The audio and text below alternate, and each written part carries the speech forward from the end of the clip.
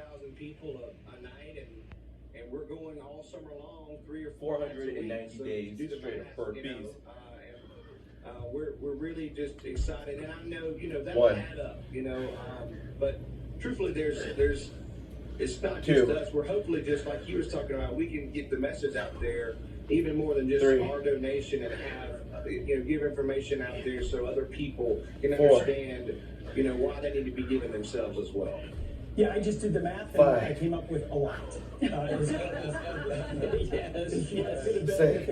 And Frank, specifically the Veterans Homelessness Program too is what a lot of this is going to go to. Yeah, so, Lee just sang a beautiful song for us. May 13th, we were in Nashville. We did a concert in Nashville, and Lee sang his song, I Drive His Truck. And if you listen to the words of that and the emotion he puts into it about driving his son's truck all the time to remember him because he was a fallen soldier. It brought me back to, believe it or not, Lee, when you say it and they listen to it, I played it at our staff meeting. I actually had tears come down my eyes because it brought me back to when I had to drive my brother's truck. I didn't drive it all the time, but I had to drive my brother's truck after 9/11 from Squad 1 because it was brought back to his company and back to Staten Island. And while I was doing it, I was just overcome with emotion. But during that concert, we made an announcement that the Tongue to Towers Foundation has made a promise and a commitment that we're going to eradicate homelessness amongst our veterans. And this money is going to go a long way to help that. Right. And we're not just going to put a roof over their head, we're also going to make sure that we get them all the services that they need to get back into society the proper way. They fought for us, they protected us, now it's time for us to step up. And Lee, get back out in front of crowds again, which is always great, and giving back at the same time. Frank and Lee, thanks so much. You're an unbeatable team, for sure. Thank y'all for having us. Thank you, Lee. What's your website? Appreciate you, buddy. Where can we get the tickets? 22. Well, LeeBryce.com and Google. 23. Start looking it up. LeeBryce.com does it. And T2T.org. Yes. Do this $11 a month. $11 a month. Right. Thanks, guys. And folds of honor, too. That's like basically a cup of Starbucks, right? $11 a month. You can sacrifice What a wonderful partnership, too. Two great guys, great Americans. Well, everyone, have a great day. Thank you for watching. We will see you tomorrow. Thank you, guys. Good morning, 9 o'clock here in New York, 8 o'clock in Texas, where there are new details emerging on that shooting at that elementary school. Here's what we don't know. What was the killer's motive? What was the police response, and was it enough? As we say good morning, Dana's got some time off. Julie's back with us today, and Julie, good morning to you.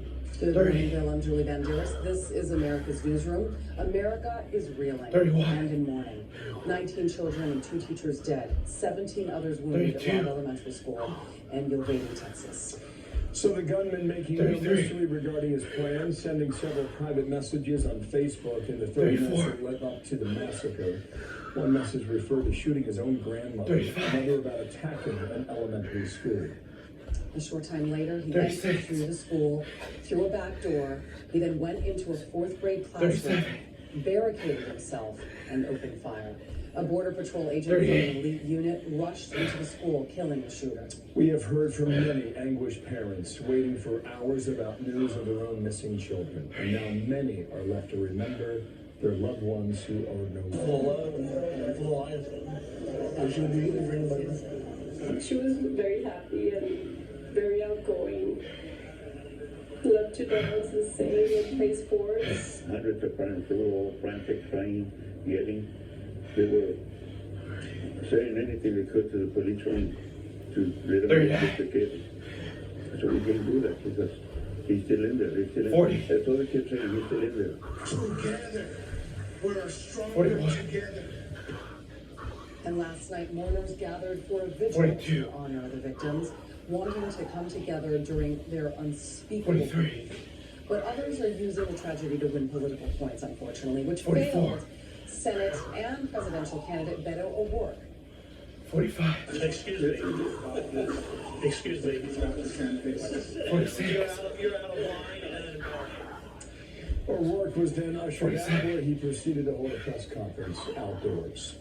We have extensive 48. coverage of Alexis with Adams on the heartbroken families. Lucas Tomlinson on President Biden's response. But first, back to Bill Malusia in Uvalde, Texas, with the latest from there. And Bill, let's begin. Good morning. Bill, good morning to you. Real quick, I want to show you guys the cover of the local newspaper here this morning in Uvalde. Take a look. This is the front page of the Uvalde Leader News. You can see there is no headline. 49. The entire front page is completely blacked out, only with the date on it, May 24th, 2022, the day a gunman walked into Robb Elementary School behind us, massacred 21 people, including 19 little 52. children. And this morning, there are new questions circulating about the timeline 53. of the law enforcement response, with new social media videos circulating online 54. showing angry parents showing up outside the school and urging police 55. to go inside. Take a look. 56. 57. Now, here's the thing about these videos. We do not know the timeline on this. We do not 58. know when these videos were recorded. Was the shooter already dead? 59. Was the team inside about to breach? We do not know those questions. We do know there are 60. no gunshots heard in the video. It appears police are simply trying to 61. form a perimeter to stop parents from rushing inside the school. We know there was an 62. engagement between a school police officer and the shooter first. Then he ran inside and barricaded. We know it was ultimately a BORTAC agent, a border agent, who then breached and killed the suspect. Speaking of which, we want to show you this photo. Take a look at this. A CBP source sent this to me, showing the hat that BORTAC agent was wearing when he breached the classroom and killed that shooter. He suffered a graze wound to his head. Incredibly lucky. You can see the hat is ripped open. I'm told he has staples in his scalp. That suspect shot at him 62. millimeters away from killing him. But that BORTAC agent was part of the team that went in. There were 2 other BORTAC agents as well as a BOR-STAR agent. That is a search and rescue team for 63. Border Patrol. One guy went in with a shield up front. The rest followed. They 64. engaged the shooter and they neutralized him. As you take a look at this video of the shooter 65. going into the school armed with a rifle, we spoke with a teacher at the 66. school last night who explained just how close that shooter 67. got to her class. Take a listen. 68. 69. 70. 71. And we're learning some new concerning information 72. out of the Rio Grande Valley in South Texas, down by the border. Local media there, the 73. Monitor, reporting that the Donna School District there is shutting down its 74. campuses today and tomorrow after police foiled a 75. mass shooting credible plot at their campuses. Apparently, there were 76. 2 to 3 people plotting to shoot up a school down there. With the local media there, the Monitor reporting that they found a AK-47 and a list of students to target in one of the homes of one of the suspects. So schools down there in the RGV Donna ISD closed today after a mass shooting threat was foiled. Incredibly concerning news there, guys. We'll send it back to you. Yes, Bill, thank you. Back with you throughout the morning here. Bill Malusia. Thanks. Meanwhile, we're starting to hear from those who knew the suspect. Some of his family members are speaking out saying they did not see this coming and confirming that the 18-year-old was a quiet loner. That was confirmed yesterday through the mayor's office. 78. His grandfather telling ABC News that he would have stepped in had he known more. This past year he didn't go to school. 80. He didn't graduate, but he didn't go to school. I didn't know he had breakfast or nothing or 81. If I would have known, I would have reported him. 82. The suspect's own mom denying they were on bad terms, as has been reported 83. in some places. She insists that her son was not a monster, saying, 84. quote, "My son was not a violent person. I'm surprised by what he 85. did. I had a good relationship with him. He kept to himself. He did not have any 86. friends," end quote. We were told yesterday that the killer 87. rotated between living with his mom and his grandmother. And last 88. week he was with his grandmother in Uvalde, Texas, where he grew up. We're also learning 89. about the victims as well. They include an 8-year-old boy and a hero teacher who lost her life just moments after saving one of her students. Alexis McAdams looking at these stories and many more rich words there at your hearts. Clearly, Alexis.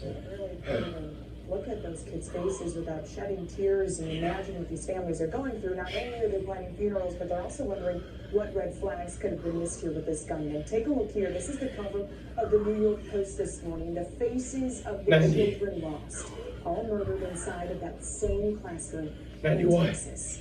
Families now forced to say goodbye to their babies. 92. 93. 94. 19 innocent children and 2 teachers gone. Their lives taken away by a gunman opening fire inside of the elementary school classroom. These photos of their smiling faces are now a memory. Let's talk about these kids. 10-year-old Javier Lopez there, he just made his school's honor roll bill.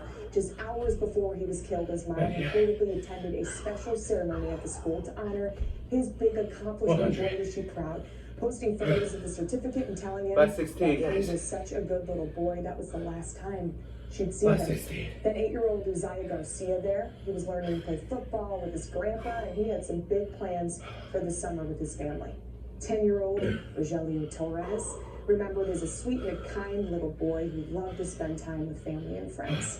10-year-old Elijah Torres seen here in her softball uniform. Some of the pictures, she was athletic, she was smart, and she was 10-year-old Ellie Garcia, was a happy and loving girl, her family grieving, saying that she'll never be forgotten, saying she was happy and outgoing and loved to spend time with her family. Let's get also to the next picture here. The 2 teachers, Eva Morales and Irma Garcia, being hailed as heroes. They were killed inside of their own classroom, which we're learning was combined and had a door in between with all of these kids inside. Now, just moments after this gunman walked in, Torres was trying to help students climb out of the window and get to safety, saving that little boy's life, who she got out of that classroom while the gunman took hers. I spoke with her family. She put love into everything she did, with her daughter, with her family, with the school, and I will always remember her, honestly, as a hero for doing what she did, especially as a mom to having her own child.